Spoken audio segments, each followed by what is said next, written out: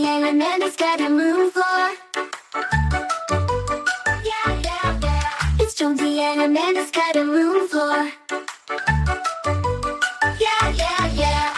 On the cutting room floor today, handbags. You love handbags. You know I love an accessory. Not an accessory to a life of crime. To murder. No, not that.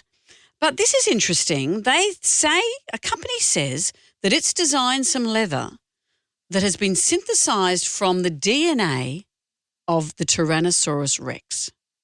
So 66 million years ago, the T-Rex roamed the earth. They're saying that they've been able to get some fossilized T-Rex remains and they have lab-grown some leather and turned it into what looks like a crocodile handbag. It looks nice, doesn't it? It looks like a whole Tyrannosaurus Rex. No, that's the picture of the you're looking at the picture of the dinosaur behind it. It's just the bag in the front. Yeah, the skin has blended in. Yeah, so what they're saying here is this lab-grown... It's like when the Rolling Stones stand together. I'd make a handbag of that. The lab-grown fossilised T-Rex collagen, they say, will be used as a blueprint to manufacture a material that's structurally identical to traditional leather. Yep. It'll be biodegradable, innovative and ethically sound. However ethically sound, no dinosaurs were killed for this. As one dinosaur expert has said that the claim of making T-Rex leather is misleading because they say there is no preserved T-Rex DNA because there are no T-Rex genes. Yeah. DNA, they say, starts to decay as soon as the animal dies, though some fragments might remain in the environment casual for a few million years. But the oldest preserved DNA on record is about 2 million years old. The T-Rex went extinct 66 million years ago. So if this was going to happen, this would be the first ever sample of a leather sourced from an extinct species. But can't you get DNA from things? Like I've got a piece of resin that I bought in Dubai that has a tiny little mosquito in amber. Yep. That is prehistoric, you could extract DNA from that, surely. It's like old mate from Jurassic Park, and it was in his walking stick, in his cane. But that's not real. If you've got a creature embedded in resin. In amber. That's what I meant. Did I say resin? I meant to say amber. Yeah, amber. If you've got something embedded in amber, surely that would still hold its DNA. Yeah, well, that's what back to Jurassic Park. But we don't have dinosaurs. Imagine how big the necklace is I'd have to have of amber with a dinosaur inside it. Because when you're talking about dinosaur genes, like Tyrannosaurus genes, you would imagine they wear a gene that would cover their tail and everything like that. A pair of jeans? Because they walk on the they wear a mean pair of jeans. Would they wear the jeans from the waist back? Yeah, of course. Or all four legs No. in a pair of jeans and a belt that goes around their middle long ways? No. No, the Brontosaurus... No, even a Brontosaurus wouldn't. This is like that debate. Yeah. If a dolphin was to play a flute, does it play it from its mouth or from its blowhole? Oh, it looks strange holding the... If a giraffe wears a necktie, is it top of the neck? Top bottom of the neck? No. Top of the neck? Well, other people are saying bottom of the neck because you don't wear it at the top of your neck. You're at the base of your neck where it joins your body. Midway neck. Oh, okay? Midway neck. Well, obviously, if a giraffe is going to wear a necktie, it's going for an interview at the zoo. Mr. Giraffe, we'll see you now. But I like the idea of a Tyrannosaurus carrying a handbag because it's got those dainty little... I think it could do it because it looks like it's got little hands carrying a handbag. Because if it was chasing you down, you're in a Jurassic Park world and there's the Tyrannosaurus and you look at you with your little handbag. Well, that's why as they say, they can't smoke because you can't get a smoke up to your hand from those little Jurassic arms, which should be the name of the world's smallest pub. The Jurassic Arms. I see what you did there. Thank you. Everybody, it's time for Jonesy and Amanda's cutting room floor. It's a cutting room floor. What's on the cutting room floor today? I can tell you, piercings.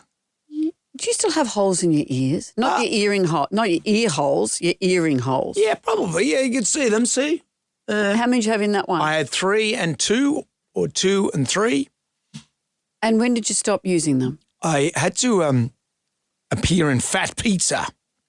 And you thought I'd better look fancy. No, it wasn't Fat Pizza. Actually, I played in Fat Pizza. I played the journalist that inadvertently starts the Cronulla riots. Right. And Paul Fenwick said, well, journalists largely don't have piercings that was back in the good old days. Now, you can have devil horns on your forehead and you're doing the nightly news. So I took them out for that. And then my role morphed into the CEO of playing the role of Jonathan on Swift and Shift. You played my boss. Your That's boss. how laughable it was. You were Amanda Doyle. Yeah. And once again, I took the earrings out. So I was 40 when I took them out. And I never put them back in. And why didn't you choose to put them back in? Just it became too much of a hassle. I'd go and film the show and then I have to put them back in again. And then I lost one and I lost another one. And then one day I saw myself without them and I went, you know what? I could probably do it again, put it back in again and start being a dude with an earring. Like Barnsey, he's got one. Yeah, but he's Barnsey. But he's Barnsey. And then I see Harrison Ford with his little diamond stud earring. Remember he got upset with Cac? He was on Kerry Ann Kennelly's show. And she said, what's with the earring? And he What'd he say? Well, he's grumpy at best of times, Yeah. so that made him more grumpy. You might as well have said, you can't fly a plane. Well, he's had a few incidents with that as well. I only had one plane crash. I think there's been 2. Oh, has it? I think there has. Oh. I got my ears pierced when I was younger. I always wanted to get my ears pierced, I think. And Dad said, he was of the era that said, why don't you get a bone through your nose? So that's nice. So I did. my dad, mate, when you're 18, you can get a bone through your nose. Well, when I left home, went to university, I left home at 17 to go to uni, and I did get my ears pierced. And then because I wore headphones for so long, they kind of closed over. And when I was with Beyond 2000 on television in the 80s, I wore ping pong balls as earrings. I wore big seed pods as earrings. I had massive, massive earrings. And then when going to radio, the holes kind of closed over. So I got them redone probably 10 years ago. Yeah, I remember. Every time I'd be filming anywhere, the stylist would say, well, put these. I said, well, I don't have pierced ears, and they could not believe it. Yeah, I took you out to Priceline Pharmacy and I said, there you go, I'm just dropping my girl off. It was really painful second time round. Was it? Yeah, it was really painful. But the reason I'm asking about your piercings, here's a latest trend I've seen, is for people who, as they say, might have trouble keeping their glasses from slipping down their noses, it's a bridge piercing. It's a piercing across the bridge of your nose that you attach your glasses to so your glasses don't fall off. So you have a piercing on one side of your nose and on the other, and your glasses click into them. And an expert here has said this latest body modification is used to replace traditional glass frames. Though unique, it raises concerns about healing, comfort, and in the long term, the effects of metal constantly bearing weight on the face. There is that. Yeah. And then looking at this, I just kind of found a whole lot of images. Have you heard about rhino piercing? No, that would be the schnoz, I would imagine. Happens to Rhino Neal. No, rhino piercing, it's a piercing, a stud that goes right through the tip of the nose. Have a look at Exhibit A. Okay. A vertical piercing placed through the tip of the nose. It's currently standing out to those seeking to deviate from more conventional piercing options like nostril or septum. Imagine those being so old that you now have to think, how embarrassing, grandma's got one of those, I'll put this in. It gets worse. There's a piercing that goes between your front teeth, but not between the teeth, it goes into the gum. Right, a gum piercing. A gum piercing. And what's a labret? Is that the hole, the big hole? That's this one here. No, is that the labret that stretches your skin? Yeah, right. So you get it expanded. Yeah, I think. Yeah. But this girl has a piercing under her nose, like a stud. Yep. And then she has a big circle. You see this in some people's I can ears. see. Yeah, right. But it's Yep. under the lip. Yep. And through that, You can it's see her cut right teeth. through. You can see her teeth and gums when her mouth is closed. And look at the ones underneath that. A cheek piercing that's the size of a coffee cup, I reckon. Yep. And through it, you can see teeth, gums, and tongue. It makes me feel sick. And there's someone who has 2 tattoo studs in an armpit. Yeah. What's that for? Is that stimulating? Is it just to look different? But if it's in your armpit, who cares? And they It's a haven't picture of shaved their Anthony armpit. It Well, looks terrible. no, it might be a man. Right, it looks, Might be a man. I remember I was outraged when Toby from Human Nature got a eyebrow piercing. I went, what the hell? It might as well be the 4 horsemen of the apocalypse. Toby from Human Nature has got an eyebrow piercing. We're all going to hell in a handcart. And now probably the head of the Commonwealth Bank and the Governor General have eyebrow He's piercings. got a Prince Albert and everyone's happy. Oh, mank. Hey, everybody, here's some more Jonesy and Amanda's cutting room floor. Hey, Hey, get ready everybody, here's some more Jonesy and Amanda's cutting room floor. Hey, are you ready for more? On the cutting room floor, let's talk about Prince Louis. Oh, isn't he cute? He is the stirrer of the royal children. And we've seen evidence of this in flybys and all kinds. Is that what we call them when the planes go overhead and they're standing on the balcony and he gets bored and he puts his hands over his ears and he gurns and he mucks around. His mother It's called a flyby. Yeah, and his mother says, stop it now. Well, the VE Day commemorations were on last week and there's a hilarious moment. This is so my sons, it's so you and your brother, it's everything. Prince George, who's now 11, he's getting to the stage where he's probably a bit more conscious of his appearance. He's not got the bowl haircut and all of that anymore. There, he just flicks his fingers through his hair. And 7-year-old Louis, who's sitting next to him with a complete straight face, just mocks him. Does exactly the same action but looks straight ahead as if he hasn't seen him do it. And you can see George looking at him going, oh, you're right. And then Louis just very casually pretends he's just fixing his hair for himself. It's the full razz and the whole world is watching it. William and Harry were pretty much like this too. Do you remember that? Well, oh, that's right. They were like this. Yes. Well, they'd mock each other and Princess Diana would say, stop it, you two. Yeah. It's usually the youngest son, isn't it? Yeah. Have you seen that Insta post recently of Princess Diana chiding Harry during an interview? He'd stick his tongue out and do all that kind of stuff. Yeah, so do you think the future for these two boys, George and Louis, will it be the same? No, they're just kids. They're just kids. I hope not, because William and Harry aren't talking to each other That really makes me sad, sad. Women my age really feel it because we were there when Charles and Diana married. We bought into the dream. Yeah. We saw those boys be born and I remember thinking, what will become of them? And it was at William's wedding and again at Harry's wedding. There they were standing up for each other when their mum wasn't there and thought what a beautiful relationship they have. And it's been heartbreaking to see it fall apart. I often wonder if Harry wasn't a royal and William wasn't a royal, and I would say like just movie stars. Say Prince Charles and Princess Diana were movie stars. Robert Redford and... What films do you think Charles would be in? Dumbo. No, but imagine they were movie stars. I believe we'd have more sympathy for Harry. If his mother had died in strange circumstances in a car and then was made to parade behind the funeral cortege, we'd probably have a lot more sympathy for him. But because he turned his back on the royal family, everyone's blowing up deluxe about it.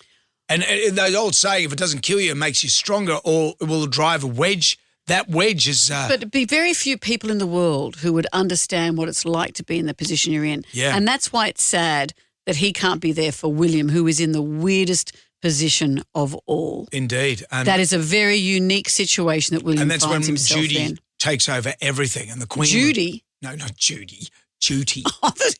Judy. Who's Judy? Judy, a large woman, go, rightio. I'm taking over everything.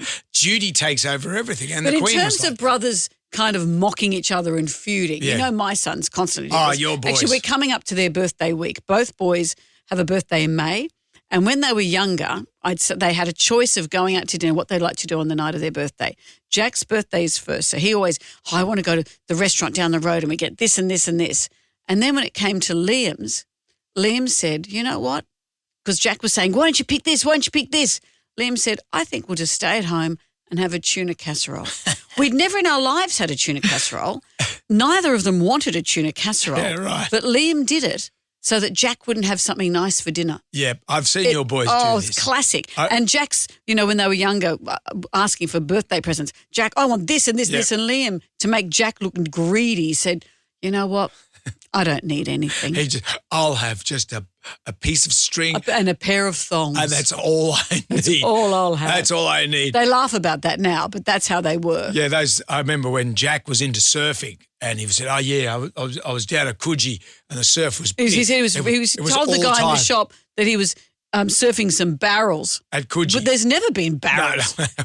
He would just flop around in the foam. And Liam just went, oh, good on you, bro. Yeah. My brother and I, when we were young, my brother used to, I don't know if he liked it or not, but he liked wearing the same outfit as I did. And because we're similar ages, people mistook us for twins. So my mother would buy matching outfits for us, and I hated it. So whenever we'd go out for a family thing, he I'd wear something and they'd wear exactly the same thing. And they go, and Dad would, push us into the car and go, come on, I've got no time for this. We're just going. So what I would do is I'd wait till the last minute to go. So we'd be just standing in our underpants. Both of you? Yeah, both of us standing in our underpants. So Matt would wait until you dressed. And Dad would say, well, come on, we've got to go. And Matt would say, well, Brendan's not dressed yet. And I'd say, well, he's not dressed. And he'd go, just get dressed, both of you. And I said, no. Nah. And then one day he said, right, and he dragged us both out into the street in our underpants, which I'll be happy to say weren't matching. Was it your wedding day? It was our wedding day. Our wedding day? When you married your brother. It was our wedding. You know what I mean. Wow. So, and what about the time when you completely razzed him when your mum bought him a jacket? Oh, there was a leather jacket. She bought it from America. And on the sleeves it said Troop in big letters as a bomber jacket. And your mother knew you well enough to say, don't mention it. And on the back of his jacket had a big star, like an explosion that said Troop. And I saw the jacket before that she gave it to him. I said that to Mum. And she said, do not say anything to your brother when I give it to him for his birthday. And I went, okay, no worries. And then his birthday comes Here out. we go. He opens the jacket, puts it on. Likes it?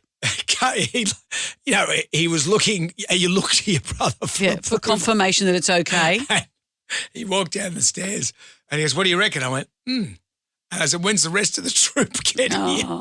And what'd your mother say? I'm not wearing that jacket. Oh, no. Oh, no. Brothers, hey? Brothers. Yeah. It's Jonesy Amanda's cutting room floor. On the cutting room floor, what we got there today, Governor? Haven't we all enjoyed seeing the return of Vivian? Vivian was a little miniature dash hound who went missing on Kangaroo Island. Yep. For 18 months. 18 months. Yep, their owners took it along to Kangaroo Island for a holiday. A camping weekend. And it's not the sort of dog you take into the wild. You see those dudes that drive around in Ford Raptors and they've got pig dogs on the back of their Ford Raptors in those metal boxes and they're slavering away at the cage, not the driver of the car, so sometimes you can't tell them apart. And then they let the pig dog and they go pigging, shooting pigs. No. You don't take a little dachshund along for Well, what pig they hunting. did, they went camping. They took their little dog along because he was a member of the family. And he was within a little caged area and had his toys. Or they went fishing. They came back. He wasn't there. Missing for 18 months. And they saw footage of him on various cameras, various security cameras, I guess, surveillance cameras around the island. So they knew he was still alive. They finally captured him and brought him home. Lots of great vision of the reunions. And he looks like he's very, very happy to be home. Because I was wondering if he'd come home and like a Stephen King novel. Like Cujo. He'd have gone feral and mauled their faces off. Yeah, because Cujo was a Saint Bernard and you wouldn't have expected him to be savage. Saint Bernards largely are a rescue dog. Especially when they're bringing you the brandy. When they bring the little barrel of brandy. Remember Pet Cemetery? That book scared the hell out of me. Was there a Saint Bernard in that as well? No, I don't that think was it was a cat. It was yeah. And the little kid. Yeah, I'll spoil and the it. little kid. Well, if you haven't seen a movie from 1997. I don't know, we can't help you with that. But that was terrifying. But on to other things. Yes. I'm glad. I like the idea of glad Vivian's alive and well. A dash hound because they're the cutest little dog. They always look like they're wearing a waistcoat. Oh, they do. And their little velvety arms. Their little faces. They're so sweet. But they're plagued with veterinary problems though, aren't they? Well, are they? Yeah, because they're not meant to be like that. Yes, they are. Well, maybe not the miniatures, but they were bred. Every dog has a purpose. Every dog originally had a job. Yeah. We didn't breed them just to be fun. Even the dogs like a King Charles Cavalier had a job. The lap dogs, that was their job. That's why they are bred with flat noses and big eyes because they can sit on your lap and look up into your face. Yeah. Like my dog is a border collie. We all know what those jobs are. It's chasing, rounding up sheep. But any of those dogs with slightly longer noses, if you talk to them and say, do you want to go for a walk, whatever, they'll move their head from side to side because they can't see around this. They can't see enough of your facial expressions around their long snouts. Yeah. So every dog has a job. So I'm not sure what Valerie's is. Anyway. Well, she's so cute. I had a dog once and it was just a 90-kilo poo machine. And its job was to be a poo That's machine. all I did. Let's talk about cats, though. I'm not a cat person. You've had a number of cats over the time. Yeah. And you've spoken to me about how sometimes your cat was being fed down the road. Yeah, Rufus, our cat that we had, and I don't want pets. I don't want cats. I don't want dogs. I just don't have any time for them. And it's not fair. It doesn't mean I don't like them. I like cats and I like dogs, but I just don't have the wherewithal to feed them, to do all the junk that goes with them. I'm very disconnected from them. You need a dog in your life. I don't. Yeah. But having said that, I don't hate dogs or cats. What happened, we inherited 2 cats, Yeah. My wife and my kids. You inherited them too. Yeah, families are like that as well. I want to be like Reacher, just going from town to town, punching people out and rooting women. That's all I want to be. But someone was feeding your cat. Yeah. So with a French chap, and he loved Rufus. And Rufus was you met Rufus. Yeah. He was a very wise cat, but he was a very smart cat as well. Very well read. Very good at like munching into minor birds. Like never munched into a native bird, by the way. But I remember one time watching him on my back fence and there was these minor birds swooping him because he just killed one minor bird. And the minor bird, what the remains of it were at the back fence. And the other birds, the rest of the bird family are clearly upset about this, were swooping Rufus. And Rufus is just sort of lying on the top of the fence. Well fed. Well fed. And then about 20, 30 minutes later, I walk past and there's a dead minor bird again. Right. And Rufus going, you birds don't come here for the hunting, do you? So he was... and then there were 2. Well, the reason I bring this up, if someone is systematically feeding your cat, you can, if you live in Switzerland, you can have them arrested. Really? This woman in Zurich, an elderly woman, is facing court accused of systematically feeding her neighbour's cat. The cat's name is Leo. And because she made it so easy for Leo to go in there and be fed all the time, Leo didn't want to return to his own home. And the owners are suing this woman. So she repeatedly fed Leo, who lives in the same building, over a 10-month period. Despite her neighbours' requests for her to stop feeding Leo, she didn't. She continued to defy their wishes. She installed a cat flap on her door so Leo could come and go as he pleased. Right. The constant feeding and ease of entry meant that Leo ended up abandoning his rightful owner and instead favouring the old woman. She's facing charges of systematic feeding, which is a criminal offence in Switzerland. It says here, while it sounds lighthearted, cases like this are increasingly landing in court, with many pet owners reporting feeders who are interfering with their cats.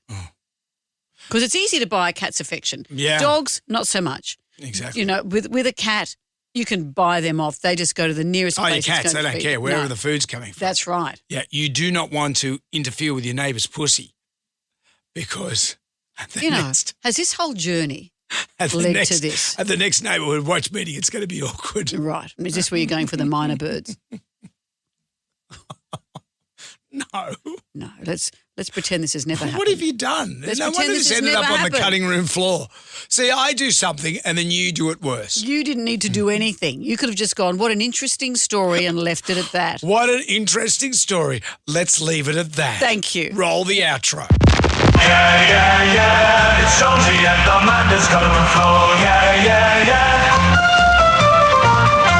Get ready, everybody, here is some more. Jonesy and Amanda's cutting floor. Are you ready for more? Yeah. It's Jonesy and Amanda's cutting floor. On the cutting room floor, texting K is the most emotionally triggering text you can send.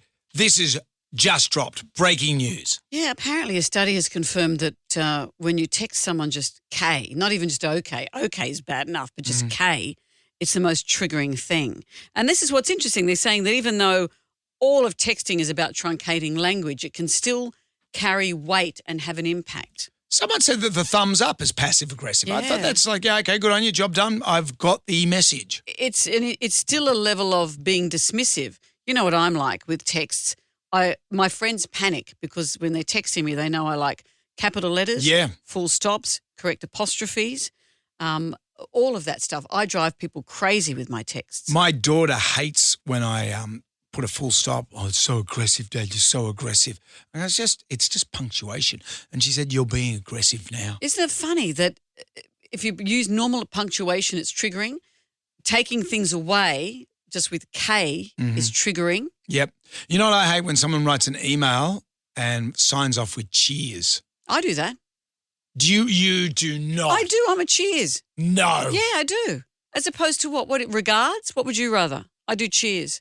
In fact, On ticks, I do excuse too. me, you don't even write emails. Yeah, I do. Okay. When? When? I write emails that you don't even know about. To management, what's this at last fool count, doing? your email server here crashed. yeah. The server crashed because you had 150,000 unread emails. Well, sometimes I do have to do ones at home. Yeah. But also I put cheers on texts as well. You have never sent. Not to you. Why would I do it to you? Why don't you give me- Cheers means it's less formal than regards, but it's not love. It's not thanks. It's. I thought it was nice. What about people that put ciao bella? I like all that too. Do you? You put a bit of Italian in there. I don't, but I would be happy to What receive about it. cheers and beers? Oh, no.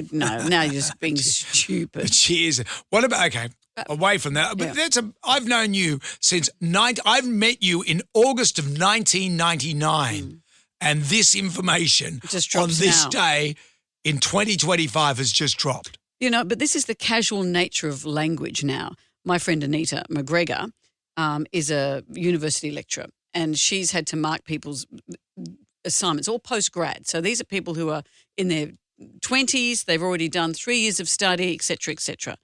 And a proposition is put at the top, blah, blah, blah. It's like school debating. And one of them started with, "That is so not true." And people applying for jobs and places using the letter 8 instead of like great, GR, letter so 8. they're writing in text speak. In text speak on emails. What would William Shakespeare say? What would he say? He'd just send a giant aubergine. To Desdemona. Here you go. Here's a giant aubergine to be getting on. I will just say this in conclusion. What is your most dismissive word that you can say to someone? Like champ. That's dismissive, don't you think? If you said thanks, champ. Oh, I would never call someone champ. No, that's dismissive. You say champ. I know. You will never hear me say champ. And if you've watched Mr. In Between, if you want to get bashed to death in the jail, don't say champ. Really? One day, now you tell me. when I had a builder doing some work, and he's a top builder, and then I was talking to him on the phone, and then someone else was talking to me as I was talking to him on the phone. I said, "Thank you, Lucas. Good on you, champ." And then he went, "Yep," hung up, and then everything Matrix like slowed down, and I went, "No." And I rang Lucas back. I said, and he goes, "Yeah, everything okay?" And I said, "Mate, I'm sorry. I just called you champ, and you're not a champ." But you guy." called him mate. Mate's fine. Mate, I've just called you champ. Mate is fine.